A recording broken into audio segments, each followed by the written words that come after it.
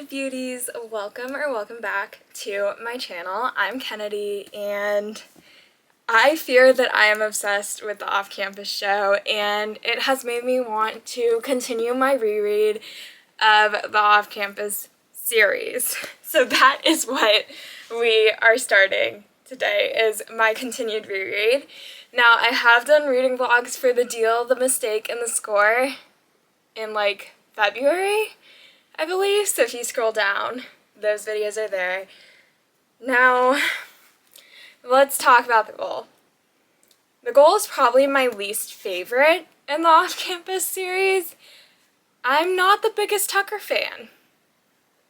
So, also I'm not the biggest fan of the pregnancy trope.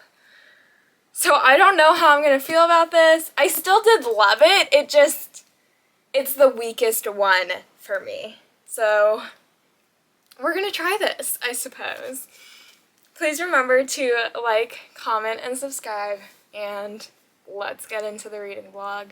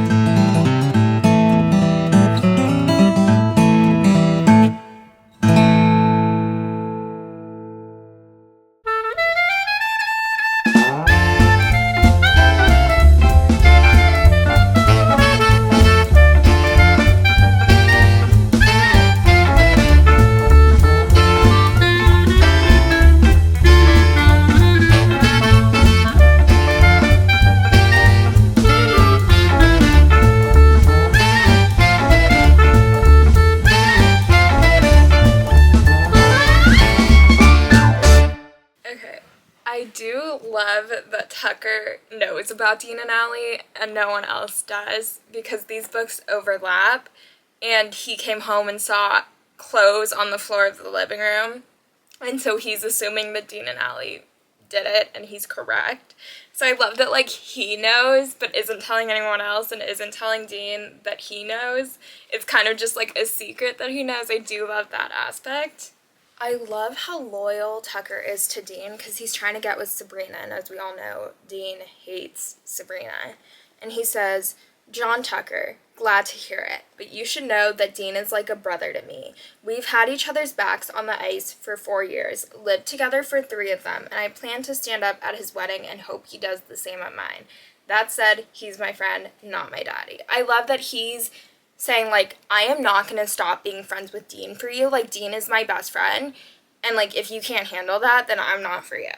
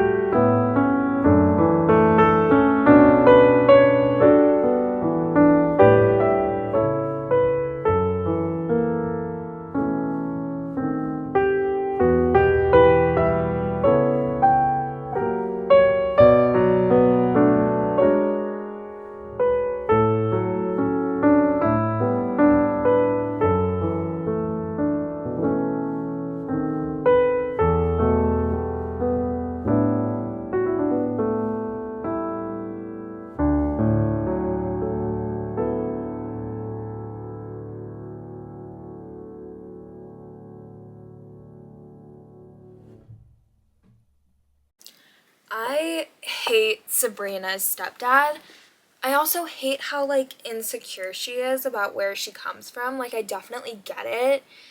I just, you can tell that, like, Tucker feels so bad seeing her so embarrassed and insecure about where she comes from. And I just, like, my heart hurts for her, you know?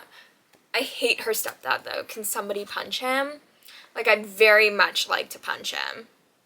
He is the worst. However, I'm on chapter 10. I'm about to start chapter 10, and I will say that I forgot how much I like this book. It's not the best book in the Briar U series. Like, it's not the one that I would choose to reread over and over again. However, it's not as bad as I remember it being. Okay, they, I guess, just found out about Dean with Winston because Tucker opens his phone. He says, I do, however, find the most mind-boggling conversation in the group chat I have with my roommates. All the messages are from last night, and they're bizarre as fuck. Garrett, the hell's Dean, it's not what you think. Logan, it's hard to mistake your romantic bath with that giant pink thing in your... Dean, it wasn't in my... Garrett, I'm not even gonna ask where it was.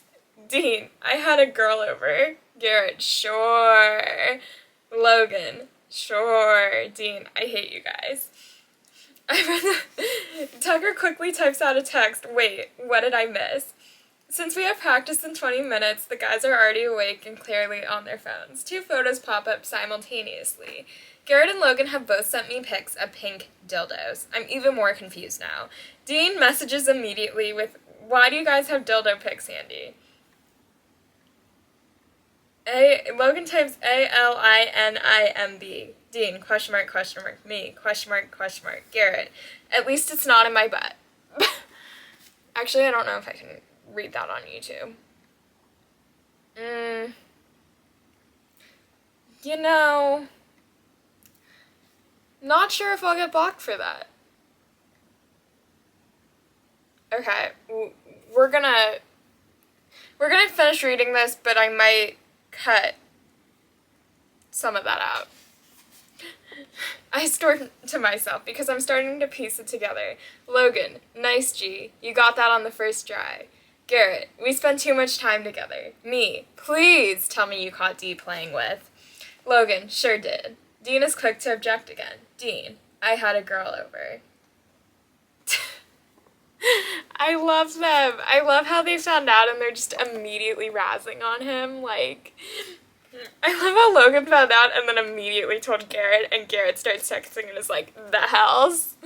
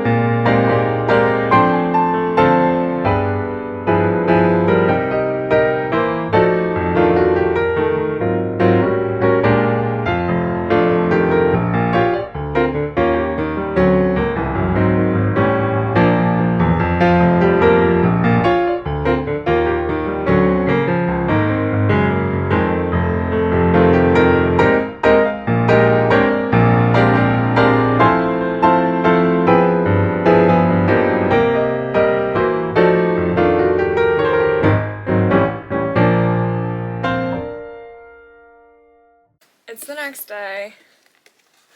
I'm on page 143. Not their first, like, date being painting, naked painting. That's hilarious. Let's read.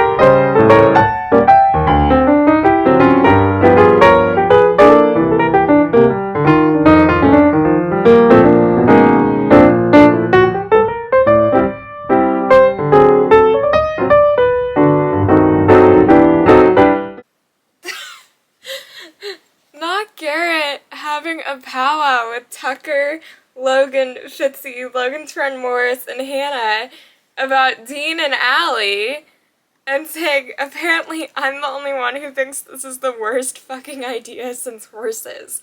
Horses, Logan and Fitzy echo in unison. Like, horses in general? Morris asks in confusion. As in, domesticating them, he grumbles. They belong in the wild. End of story. Babe. Hannah hedges in. Are you just saying that because you're scared of horses? His jaw drops. I'm not scared of horses. She ignores the denial. Oh my god, it's all coming together. That's why you wouldn't go to the Thanksgiving fair in Philly. She glances at the rest of us. My aunt and uncle wanted to take us to this festival thing with all these cool booths and a petting zoo and horseback riding. He said his stomach hurt. My stomach did hurt. I ate too much fucking turkey, Wellesley. Anyway, I don't like this. I'm going to be screwed when they break up. They might not break up, she points out. I furrow my brow. And how would that even affect you? Since I'm not seeing his logic, he solely spells it out for me. Sides, dude. People break up. Their friends take sides. Dean's my buddy, so obviously the bro code says I have to side with him. But this one, he jerks the thumb at Hannah, is my girlfriend. Girlfriend trumps buddy. Wellesley'll take Allie's side, and I'll have to take Wellesley's side. Vis-a-vis, I'm taking Allie's side. I don't think you're using vis-a-vis right. Morris pipes up. Yeah, I believe the word you're looking for is therefore. Logan's lips are twitching wildly. I wouldn't expect you to take Allie's side on my behalf, Hannah protests, and you're being such a jackass about this. We're adults. If they break up, we'll all be able to coexist peacefully. Ross and Rachel coexisted, Logan agrees. I can't believe you're cool with this. She's your best friend. He's going to blow this. You know that. All I know is that Allie is happy, and if Allie's happy, I'm happy. Tug. I hesitate. On one hand, Dean seems genuinely into Allie, at least from the limited interactions between them that I've witnessed. On the other hand, the guy doesn't have a serious bone in his body. Allie's a nice girl. I don't want to see her get hurt. Either way, it's none of my business. Exactly, Garrett. It's none of your damn business. Let Dean and Allie be happy. Wellesley's right. They're adults. If they want to be together, then who cares? Traitor. Dude, the girl TKO'd him yesterday, Logan says with a grin. You know how big his ego is. If it could take that kind of hit and he still wants to be with her, then it's the real deal. Exactly. I just love that, like, Garrett thinks that Dean and Allie dating is so serious that they have to have, like, a family meeting about it. And this is where the book gets ruined for me, because she is officially pregnant. I hate the pregnancy trope. I was having a good time until she became preggo. Yeah, okay.